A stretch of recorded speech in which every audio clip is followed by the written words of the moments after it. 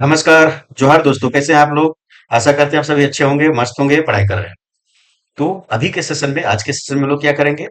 तो झारखंड माध्यमिक आचार्य परीक्षा, जिसमें पेपर वन में आएगा, जो है रिलेटेड है। और झारखंड जो है वो दरोगा परीक्षा से रिलेटेड है। झारखंड जेएलडीसी मतलब झारखंड जेएसएससी के द्वारा आयोजित परीक्षा एलडीसी, जो इसमें आपको कंप्यूटर ज्ञान मांगता है, टाइपिंग ज्ञान मांगता है। इस परीक्षा में जो है इसका परिष्कार कब, तो इसका परीक्षा जो है वो अगस्त में होने वाला है, 2025 में होने वाला है कैलेंडर के हिसाब से। और झारखंड दरोगा का जो है वो मई महीना में जो है वो फॉर्म आने वाला है, ये आप लोग जानते हैं। और झारखंड माध्यमिक आचार्य परीक्षा जो है वो आपका क्लास 9 से जो 12 तक का एक साथ जो मर्ज कर दिया गया है, हाई स्कूल को 10+2 को, इसका जो है परीक्षा भी बहुत जल्द होगी, इसका भी नोटिफिकेशन आएंगे, है ना। तो ये तीनों में आपको काम आएगा। और हम लोग आज क्या पढ़ेंगे? तो कंप्यूटर के अंतर्गत हम लोग सीपीयू पढ़ेंगे, है ना। कंप्यूटर का जो फंडामेंटल है, इंट्रोडक्शन क्लास है, वो हम लोग कर चुके हैं, थ्योरी भी क्लास कर चुके हैं, और हम लोग इसका एमसीक्यू प्रैक्टिस भी कर चुके हैं, ठीक है। ये दोनों आपको मिल जाएगा, ठीक है। कहाँ मिलेगा? तो मानक स्टडी यूट्यूब चैनल पर चल जाएगा, वहां पे मिल जाएगा आपको वीडियो सेक्शन में। और नहीं तो आपको ग्रुप जो बनाया गया है उसमें आपको मिल जाएगा, ग्रुप का भी इंफॉर्मेशन दे देते हैं। तो कंप्यूटर आज हम लोग सीपीयू पढ़ेंगे, और क्या है, तो ये थ्योरी क्लास है छोटा, ठीक है। इसका एमसीक्यू क्लास हम लोग जो है नेक्स्ट डे करेंगे। तो हम लोग पहले एक दिन थ्योरी क्लास करते हैं, अगला दिन जो है एमसीक्यू क्लास करते हैं, ऐसा ही कर रहे हैं हम लोग, है ना। तो कंप्यूटर का ये क्लास चल रहा है, कंप्यूटर का सीपीयू आज हम लोग पढ़ेंगे। जो कहाँ काम आएगा आपको? तो झारखंड दरोगा परीक्षा में काम आएगा। 20 क्वेश्चन रहता है।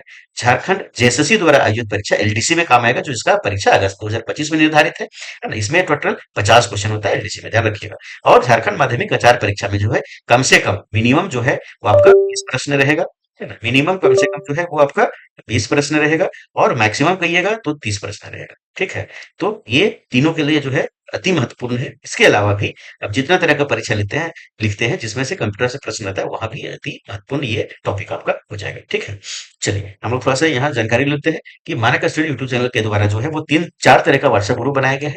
एक खोरठा क्लास और टेस्ट फ्री के नाम से। इसमें क्या है, जिस चीज की आप तैयारी करते हैं जेएसएससी के द्वारा, जैक के द्वारा, जिसमें से एक पेपर आपको खोरठा रखना पड़ता है ना। तो खोरठा जहां पे रखना पड़ता है, आप रख सकते हैं क्षेत्रीय भाषा के रूप में।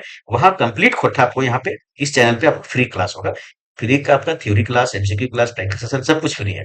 चाहे मैट्रिक लेवल का करते हो, इंटर लेवल का करते हो, ग्रेजुएट लेवल का करते हो, सभी का। ये क्यूआर कोड कर स्कैन करके आप इस ग्रुप में ज्वाइन कर सकते हैं, या इस वीडियो के डिस्क्रिप्शन में भी लिंक डाला हुआ है, यहाँ से आप जाके ज्वाइन कर सकते हैं। दूसरा जो ग्रुप बना हुआ है वो जेटेड 2025 परीक्षा के लिए बना हुआ है। ये सभी के लिए क्लास 1 to 5, क्लास 6 to 8 सामाजिक विज्ञान, क्लास 6 to 8 विज्ञान और गणित, सभी के छात्रों के लिए यहाँ स्टडी मटेरियल आपको फ्री मिलता है। और अलग से आपको टेस्ट लिया जाता है जो फ्री होता है, किसी तरह का कोई चार्ज नहीं है। तो यहाँ भी आप ज्वाइन कर सकते हैं, इससे अगर संबंधित है तो। तीसरा जो ग्रुप बना हुआ है वो झारखंड माध्यमिक आचार्य परीक्षा के लिए, जो पेपर वन कंप्लीट आपको यहाँ पे फ्री क्लास होगा, किसी तरह का कोई चार्ज नहीं है। पेपर टू जो है वह, इसमें सोशियोलॉजी का, पॉलिटिकल साइंस का जो है वो फ्री क्लास होगा, किसी तरह का कोई चार्ज नहीं है। तो यहाँ भी आप जाके ज्वाइन कर सकते हैं अगर इससे संबंधित है तो। झारखंड दरोगा का कंप्लीट आपका टेस्ट यहाँ पे फ्री होगा, है ना। हम लोग क्या क्या टेस्ट लेंगे? तो कंप्यूटर का जो है टेस्ट लिया जाएगा आपको, है ना। खोरठा का जो है वो टेस्ट लिया जाएगा आपको। फिर आपका झारखंड जीके का जो है वो टेस्ट लिया जाएगा। झारखंड जो है वो करंट अफेयर का टेस्ट लिया जाएगा, है ना। फिर आपका साइंस का जो है टेस्ट लिया जाएगा, जीएस का टेस्ट लिया जाएगा। इतना सारा चीज आपको यहाँ पे फ्री में टेस्ट आपको मिलेगा, ठीक है। तो जिससे आप संबंधित है उसको आप जाके ज्वाइन कर ले। इस वीडियो के डिस्क्रिप्शन में लिंक डाला हुआ है, या तो आप क्यूआर कोड स्कैन कीजिए, आप डायरेक्ट जो है वहां ज्वाइन कर जाइएगा, वहां ज्वाइन बटन क्लिक कीजिएगा, ज्वाइन हो जाइएगा, ठीक है। चलिए आज का मुद्दा पर हम लोग आ जाते हैं। तो हम लोग का आज टॉपिक क्या था भाई? तो सीपीयू पढ़ना है ना, कंप्यूटर के अंतर्गत सीपीयू को जो है हम लोग थ्योरी क्लास आज देखेंगे। इसका जो है एमसीक्यू क्लास हम लोग कल देखेंगे। थ्योरी हम लोग समझते हैं। सीपीयू को क्या बोलते हैं? तो सेंट्रल प्रोसेसिंग यूनिट बोलते हैं। यहाँ से क्वेश्चन आता है, ये फुल फॉर्म से आता है, सीपीयू का फुल फॉर्म क्या है? ये इंपॉर्टेंट हो गया, इसको आप देख लीजिएगा, है ना। ये आपका सीपीयू का स्ट्रक्चर हो गया, है ना। सीपीयू के अंतर्गत 3 चीज आता है जो महत्व है पूर्ण है। कौन है? तो control unit, sorry control unit कहते हैं इसको, है ना। कंट्रोल यूनिट जो है वो आता है इसके अंतर्गत। एएलयू आता है। एएलयू का मतलब हो गया अरिथमेटिक लॉजिकल यूनिट हो गया। और रजिस्टर आता है। ये तीनों को मिला के जो है क्या बनता है? तो हमारा सीपीयू बनता है, ठीक है। चलिए आगे। आगे क्या है? तो इसी को जो है सपोर्ट करने के लिए प्राइमरी मेमोरी होता है, जिसको रैम कहा जाता है।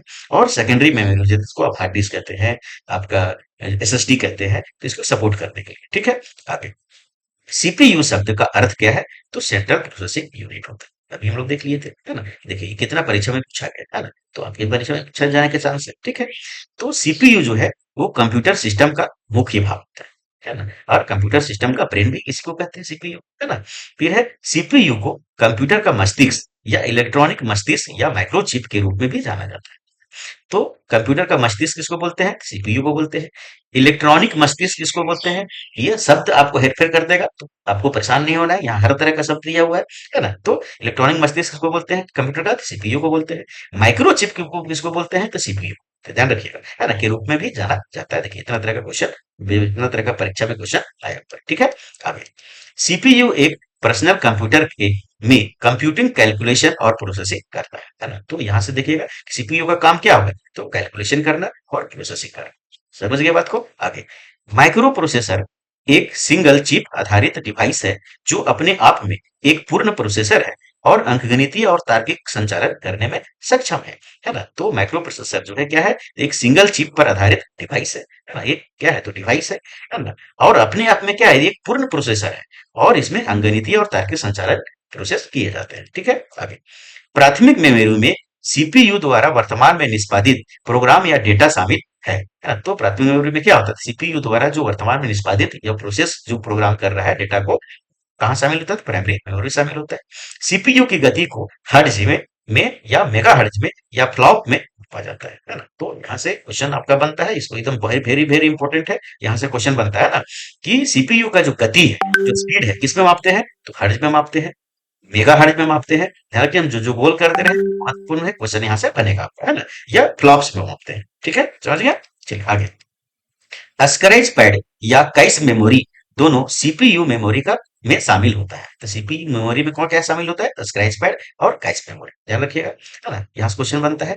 प्रोसेसर एक इलेक्ट्रॉनिक उपकरण है जो डेटा को सूचना में परिवर्तन करके संसाधित करता है। ठीक है, आगे। कंप्यूटर में जोड़ने, तुलना करने, मिलान करने कार्य सेंट्रल प्रोसेसिंग यूनिट में किया जाता है। ये सब कहाँ काम होता है? तो सीपीयू में होता है। ठीक है, सीपीयू उपयोग के लिए उपलब्ध संस्करण से उत्पन्न जानकारी बनता है। ठीक है, मतलब इंफॉर्मेशन मिलता है। ठीक है, फिर है Pentium, Pentium pro, Pentium 2, Pentium 3 high power micro processor. तो ये माइक्रो प्रोसेसर का क्या है? तो नाम है, पेंटियम के नाम से आता है, पेंटियम प्रो के नाम से आता है, पेंटियम 2 के नाम से, पेंटियम 3 के नाम से आता है। और ये सीपीयू का ही क्या है? तो नाम है, अलग अलग नाम है। ठीक है, जनरेशन के हिसाब से। ठीक है, फिर है Intel 386, Intel 486, IBM RS 6000, deck alpha, है ना? फिर है डेक अल्फा इतना, ए आई 64 इंटेल। ये सब क्या है? तो हमारा ये सीपीयू का नाम है। चलिए आगे हम लोग देखते हैं। आगे क्या है हम लोग को? ये सब क्या है? तो ये हमारा सीपीयू का जो है क्या है? तो प्रोसेसर के उदाहरण है, कोर प्रोसेसर के उदाहरण। ठीक है, नोट। आगे। इंटेल कारपोरेशन ने अपने माइक्रो प्रोसेसर 4004 का निर्माण किया था। सबसे पहले हम लोग जो है वो थ्योरी क्लास में भी देखे थे, है ना? पहला वाला क्लास में देखे थे, इंट्रोडक्शन वाला क्लास में, है ना, कि इंटेल कारपोरेशन ने जो है वो माइक्रो सबसे पहला माइक्रो प्रोसेसर कौन बनाया था? तो इंटेल 4004 बनाया था। ठीक है, फिर है स्नैपड्रैगन, एटम, टेगरा, हेलियो और एक्साइनोस मोबाइल उपकरणों में उपयोग किए जाने वाले प्रोसेसर का नाम है। ठीक है, तो ये जो क्या होता है? ये प्रोसेसर का नाम है। कहाँ उपयोग होता है? ये तो मोबाइल में उपयोग होता है। ठीक है, फिर है प्रोसेसिंग। तो प्रोसेसिंग क्या है भैया? तो कंप्यूटर सूचना बनाने के लिए कई तरह के डेटा में हेरफेर करते हैं और इसी हेरफेर को जो है क्या कहा जाता है? तो प्रोसेसिंग कहा जाता है। जैसे कल उदाहरण हम लोग दिए थे, 2 + 3 को जोड़ना है तो प्रोसेस करेगा, तब ये कितना बनेगा? तो 5 बनेगा। ये जोड़ने की जो क्रिया है क्या है? तो 5 बन रहा है, तो ये प्रोसेसिंग कहलाता है ना? ये कौन करता है? तो सीपीयू करता है। ठीक है, आगे। सीपीयू का मुख्य काम डेटा और सूचनाओं को क्या करना है? तो प्रोसेस करना है। एकदम सिंपल सी बात है ना? यदि आप अपने पीसी के प्रदर्शन में सुधार करना चाहते हैं तो आपको सीपीयू क्या करना पड़ेगा? अपग्रेड करना पड़ेगा, जनरेशन चेंज करना पड़ेगा, है ना? फिर है प्रोसेसर के आंतरिक डेटाबेस में वर्ड लेंथ जो है वो बिट्स की संख्या है ना, जिसे प्रोसेसर एक बार में प्रोसेस कर सकता है ना? तो वर्ड लेंथ किससे मापा जाता है? तो बिट्स में मापा जाता है ना? फिर है आपका सीपीयू इनपुट को आउटपुट में प्रोसेस करता है। तो हम लोग कल देखे थे हम लोग, है ना, कि इधर इनपुट लिया, बीच में प्रोसेस किया, फिर आउटपुट आपको दिया। तो ये बीच वाला जो प्रोसेस है वो कौन करता है? सीपीयू करता है। फिर आगे है सीपीयू के घटक। सीपीयू के कौन कौन से घटक है भाई? तो सीपीयू का भी एएलयू घटक होता है, कंट्रोल यूनिट होता है, मेमोरी यूनिट होता है जिसको रजिस्टर के रूप में जाना जाता है। कैसे जाना जाता है? बस, क्लॉक, रजिस्टर, सीपीयू के विभिन्न घटक है ना? आप एक एक घटक करके हम लोग क्या करते हैं? तो जानकारी लेते हैं। सबसे पहले एएलयू, है ना? तो एएलयू क्या हो गया? तो एएलयू को जो है क्या कहते हैं? अरिथमेटिक लॉजिकल यूनिट कहते हैं। एएलयू का अर्थ है अंगणितीय और तर्क इकाई। वही हो गया कि अरिथमेटिक एंड लॉजिक इकाई यूनिट, है ना? चलिए आगे। फिर है एएलयू का उपयोग जो है वो अंकगणितीय, कम्यूटेटिव कंप्यूटेशनल और तार्किक संचालन के लिए किया जाता है। मतलब कि जोड़ने घटाने के लिए या तर्क करने, लॉजिकल जो है वो काम है, उसके लिए किया जाता है एएलयू का प्रयोग, है ना। फिर आगे देखते हैं हम लोग, आगे क्या है हम लोग का। तो आगे हम लोग का है कि दूसरा क्या है हम लोग का, आगे तो दूसरा आ गया कंट्रोल यूनिट, है ना। पहला हम लोग एएलयू देख लिए, दूसरा कंट्रोल यूनिट। यह कंप्यूटर के बाकी हिस्सों को बताता है कि प्रोग्राम के निर्देशों को कैसे पूरा करना है। तो कंट्रोल यूनिट का काम क्या है? कंट्रोलिंग करना का काम है, कंट्रोल करने का काम है ना। ये निर्देश देना का काम है कि कंप्यूटर के जो अलग अलग पार्ट्स उसको निर्देश देने का काम करता है, कौन करता है? कंट्रोल यूनिट करता है ना। यह प्रोसेस कंप्यूटर द्वारा प्रोग्राम के निष्पादन के दौरान संचालन को निर्देशित कर सकता है। ठीक है। फिर है, इसे कंप्यूटर के तंत्रिका केंद्र के रूप में भी जाना जाता है ना। तो नर्वस सिस्टम, कंप्यूटर के नर्व सिस्टम किसको जाना जाता है? तो कंट्रोल यूनिट के, ध्यान रखिएगा। कंप्यूटर का मस्तिष्क किसको कहते हैं? तो सीपीयू को कहते हैं। और कंप्यूटर के जो है वो तंत्रिका तंत्र किसको कहते हैं, या सीपीयू का तंत्रिका तंत्र किसको कहते हैं, है ना। तो किसको कहते हैं हम लोग? तो कंट्रोल यूनिट को कहते हैं। ठीक है। यह प्रोसेसर में सूचना के प्रवाह को क्या करता है? तो नियंत्रित करता है ना। आगे, तो यह मेमोरी और एएलयू के बीच में का डेटा ट्रांसफर करता है ना। तो यह मेमोरी मतलब रैम के बीच में और एएलयू के बीच में जो डाटा ट्रांसफर होता है, इसमें क्या करता है? तो डेटा ट्रांसफर करता है कौन? तो कंट्रोल यूनिट। ठीक है। तीसरा, मेमोरी यूनिट। तो मेमोरी यूनिट हम लोग तीसरा जो इसका पार्ट हो गया, है ना। तो मेमोरी सीधे सीपीयू के साथ इंटरेक्ट करता है ना। सीधे सीपीयू के साथ कौन जुड़ा होता है? मेमोरी यूनिट जुड़ा हुआ होता है ना। और सीपीयू मुख्य मेमोरी के साथ समन्वय करता है। तो मुख्य मेमोरी हमारे कौन कौन सा हो गया? तो रोम हो गया, है ना, रैम हो गया। इसको क्या कहते हैं? तो मैं मुख्य मेमोरी इसको कहा जाता है, जो सीपीयू के साथ सीधा रूप से क्या करता है? तो काम करता है, इंटरेक्ट करता है। ठीक है। फिर है आगे, मेमोरी एक्सेस सीपीयू द्वारा मेमोरी के किसी स्थान तक पहुंचने में जो है लगने वाला समय होता है, इसको मेमोरी एक्सेस कहा जाता है। ठीक है। फिर है कैसे, है ना। अगला क्या घटक है इसका? तो कैसे। कैसे मेमोरी सीपीयू में स्थित होता है ना। तो ध्यान रखिएगा कहाँ होता है, बार बार क्वेश्चन आता है ना कि कैसे मेमोरी जो होता है वो कहाँ स्थित होता है? तो सीपीयू में स्थित होता है, सीपीयू के अंदर स्थित होता है, ध्यान रखिएगा, है ना। कि सबसे नजदीक, सीपीयू का सबसे नजदीकी जो है वो सीपीयू में सबसे नजदीकी मेमोरी कौन? तो कैसे मेमोरी। ठीक है। सीपीयू के बाहर सबसे नजदीकी कौन मेमोरी? तो रैम। ध्यान रखिएगा ये बात को, है ना। तो कैसे जो है सीपीयू के अंदर स्थित मेमोरी होता है। कैसे मेमोरी को सेंट्रल प्रोसेसिंग यूनिट भी कहा जाता है। ठीक है। कंप्यूटर मेमोरी का एक क्षेत्र जहां अक्सर एक्सेस किए गए डेटा को तेजी से एक्सेस करने के लिए स्टोर किया जाता है, वो कैसे कहलाता है? वो क्या कहलाता है? तो कैसे कहलाता है। ठीक है। चलिए आगे, आगे हम लोग का है कि बसेस। बसेस किसको कहते हैं? है ना। तो बसेस है कि प्रोसेसर और ये घटकों के बीच, जैसे आपका हो गया रैम, है ना, और आपका हो गया रोम, और आपका हो गया हार्ड डिस्क एचडीडी, है ना, या एसएसडी हो गया। और कंप्यूटर मेमोरी जो सीपीयू है, सीपीयू और इन जो घटक हैं, इनके बीच में जो डाटा ट्रांसफर करने के लिए जो वायर लगा हुआ होता है, तार लगा हुआ होता है, उसको क्या कहते हैं? तो बस कहते हैं। केबल्स को क्या कहते हैं? तो बस कहते हैं। ध्यान रखिएगा, बसों का उपयोग किया जाता है। ठीक है। फिर है क्लॉक स्पीड। क्लॉक स्पीड क्या है भैया? तो प्रति सेकंड सीपीयू द्वारा निष्पादित चक्रों की संख्या को क्या कहता है? तो क्लॉक स्पीड के नाम से जाना जाता है। ठीक है। चलिए आगे आ जाइए हम लोग, रजिस्टर। ये रजिस्टर क्या है? तो ये मेमोरी है, कंप्यूटर मेमोरी है। ठीक है। रजिस्टर एक प्रकार की कंप्यूटर मेमोरी है, जिसका उपयोग सीपीयू द्वारा अस्थायी रूप से उपयोग किए जा रहे डेटा और निर्देशों को जल्दी से स्वीकार करने, स्टोर करने और स्थानांतरित करने के लिए किया जाता है। ठीक है, समझ गए बात को। तो रजिस्टर क्या है? तो रजिस्टर एक क्या है? एक कंप्यूटर मेमोरी है, और इसका उपयोग कहाँ किया जाता है? तो सीपीयू द्वारा जो है वो अस्थायी रूप से, है ना। तो आपको यहाँ से क्वेश्चन बनेगा कि अस्थायी रूप से मेमोरी, सॉरी, रजिस्टर पे जो है कैसा डाटा जो है कैसे होता है डाटा स्टोर? तो अस्थायी रूप से होता है, अस्थायी, टेम्पोररी, ध्यान रखिएगा। तो रजिस्टर क्या है? तो टेम्पोररी स्टोरेज डिवाइस। ठीक है। इसका उपयोग कर जा रहे डेटा के निर्देश को जल्दी से स्वीकार करने के लिए, तो सीपीयू जिस चीज का काम कर रहा है, प्रोसेस कर रहा है, उसमें जल्दी से कौन डेटा चाहिए वो कहाँ रखता है? तो रजिस्टर में रखता है। ठीक है। फिर है रजिस्टर डेटा को बिट्स के रूप में स्टोर करता है। रजिस्टर क्या होता है? डेटा को बिट्स के रूप में स्टोर करता है। रजिस्टर सीपीयू के एलयू हिस्से के अंदर हाई स्पीड स्टोरेज है ना। तो रजिस्टर जो है सीपीयू एलयू के हिस्से के अंदर जो है वो क्या है? तो हाई स्पीड जो है वो स्टोरेज है। ठीक है। फिर है आगे, रजिस्टर में नया डेटा लिखने का कार्य रजिस्टर के पहले डाटा को मिटा देता है ना। तो रजिस्टर में अगर नया डेटा हमको लिखना है, तो रजिस्टर में जो पहले से डेटा है उसको मिटाना पड़ता है, क्योंकि इसका जगह जो है, स्टोरेज जो है वो बहुत कम होता है। और यहाँ वही रजिस्टर जो है वो रहता है जो सीपीयू के द्वारा बार बार प्रयोग हो रहा है, एकदम तुरंत तुरंत प्रयोग हो रहा है। वो जो है डेटा कहाँ रहता है? तो रजिस्टर में रहता है। ठीक है। रजिस्टर सीपीयू का अभिन्न और महत्वपूर्ण हिस्सा होता है। तो रजिस्टर जो है वो क्या है? तो सीपीयू का अभिन्न और महत्वपूर्ण हिस्सा है। ये इसके अंतर्गत ही रजिस्टर रहता है, सीपीयू के अंतर्गत जो है अंदर मेमोरी है ये, ठीक है। फिर आगे रजिस्टरों में संग्रहित डेटा पर किए गए ऑपरेट को माइक्रो ऑपरेशन कहा जाता है ना। तो इसको क्या कहा जाता है, माइक्रो ऑपरेशन जो है वो कहा जाता है, ठीक है। चलिए फिर आगे हम लोग देखते हैं कि मेमोरी एड्रेस रजिस्टर मेमोरी ये क्या होता है भाई।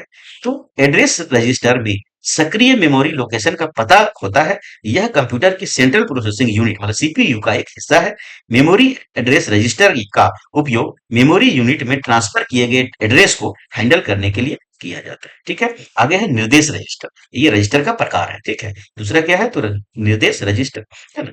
रजिस्टर निर्देश चक्र में निर्देश रजिस्टर अंतिम बाद के निर्देश शब्द प्राप्त किए जाते हैं और मेमोरी निर्देश चक्र का हिस्सा नहीं है ना। फिर आगे तीसरा क्या होता है, तो प्रोग्राम काउंटर होता है। प्रोग्राम काउंटर क्या होता है भाई, तो वर्तमान में निष्पादित होने वाले अगले निर्देशों का पता शामिल है। प्रोग्राम काउंटर रजिस्टर सीपीयू का एक अभिन्न अंग है, ठीक है।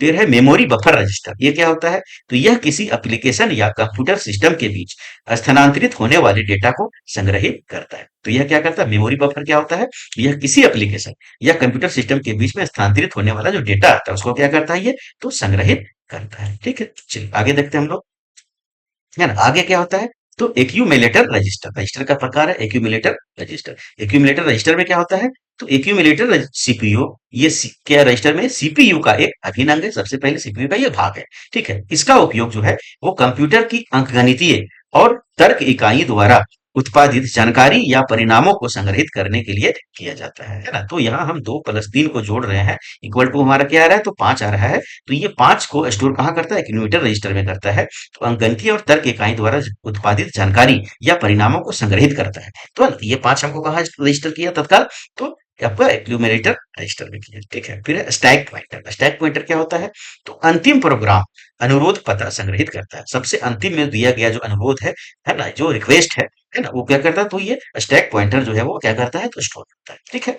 फिर है सीपीयू का कार्य क्या है, वर्क ऑफ सीपीयू। सीपीयू का कार्य क्या है भैया, तो डेटा अस्थायी रूप से एकत्रित करना। सीपीयू का एक इनपुट के रूप में उपयोगकर्ता से डेटा एकत्र करता है, ठीक है। फिर है निर्देश प्राप्त करना, ये निर्देश प्राप्त करता है। सीपीयू उपयोगकर्ता से निर्देश प्राप्त करता है और उपयोगकर्ता के निर्देश के अनुसार डेटा को क्या करता है, तो प्रोसेस करता है, ठीक है। फिर है आगे डेटा प्रोसेसिंग का कार्य है इसका। डेटा प्रोसेसिंग का क्या रहता है, तो डेटा पूर्व निर्धारित क्रम में व्यवस्थित करने को प्रोसेसिंग कहा जाता है, ठीक है। फिर आगे डेटा और सूचना को प्रोसेस करना। सीपीयू जो है वो डेटा को प्रोसेस करता है और उन्हें उन्हें क्या करता है, सूचना में जो है वो क्या करता है, तो परिवर्तित करता है। हम लोग कल भी देखे थे, है ना, फंडामेंटल वाला क्लास में, है ना। फिर आगे फंक्शन ऑफ सीपीयू, फंक्शन का जो है क्या है, सीपीयू का ये बताना है।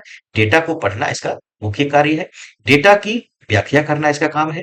डेटा प्रोसेस करना इसका काम है। डेटा की गणना करना इसका काम है। तो इतना सारा इसका काम है ना। तो आज के सेशन में हम लोग क्या देखें, तो सीपीयू को देखें। सीपीयू में क्या क्या होता है, सीपीयू में रजिस्टर होता है ना। रजिस्टर के कितना प्रकार है, सीपीयू का क्या क्या काम है, वर्क क्या है, इसका फंक्शन क्या है, ये हम लोग अभी देखें, है ना। और सीपीयू को किस किस नामों से जाना जाता है, इसका फुल फॉर्म क्या होता है, ये सब जाने। इसका जो है हम लोग क्या करेंगे, तो एमसीक्यू क्लास जो है वो नेक्स्ट क्लास में करेंगे। एक नेक्स्ट वीडियो बनेगा, उसका जो है आप लोग देखिएगा, है ना। तो ये कहाँ कहाँ काम आएगा आप लोग को बता दिया गया है। ये कहाँ काम आएगा, तो झारखंड माध्यमिक आचार्य परीक्षा पेपर 1 में काम आएगा, है ना, जिसमें आपको 20 से 30 क्वेश्चन रह सकता है।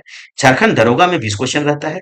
जेएसएससी एलडीसी में जो है इसमें 50 क्वेश्चन रहता है। ध्यान रखिएगा, ये सभी में जो है वो समान रूप से क्या है, तो महत्वपूर्ण है ना। तो इसको जरूर जो है आप लोग प्रैक्टिस कीजिएगा। इसका जो एमसीक्यू क्लास आएगा, है ना, वो कल आएगा, तो इसको जो है वो प्रैक्टिस कर लेना है। एक ऐसा ही जो है कंप्यूटर का हम लोग क्या करेंगे, तो चैप्टर वाइज जो है समाप्त करेंगे। और तब आपको लगेगा नहीं कंप्यूटर में अच्छा कर सकते हैं। अगर 20 क्वेश्चन आ रहा है तो उसमें आप 17 प्लस बनाएंगे, है ना। बस क्या कीजिएगा, जैसे जैसे हम करते जा रहे हैं वैसे आप लोग जो है वो पढ़ते जाइए। और जो इंपॉर्टेंट पॉइंट हम गोल कर दे रहे हैं उसको आपको नोट्स बना लीजिएगा, ठीक है। धन्यवाद। तो ये वीडियो को जो है अधिक से अधिक लोगों तक आप लोग क्या कीजिएगा, तो जो है वो शेयर कीजिएगा। जो जेएसएससी एलडीसी का परीक्षा लिखेंगे, जो दरोगा का परीक्षा लिखेंगे, जो माध्यमिक सहायक आचार्य का परीक्षा देंगे, सब तक जो है वो भेज दीजिए आप लोग, ठीक है। धन्यवाद।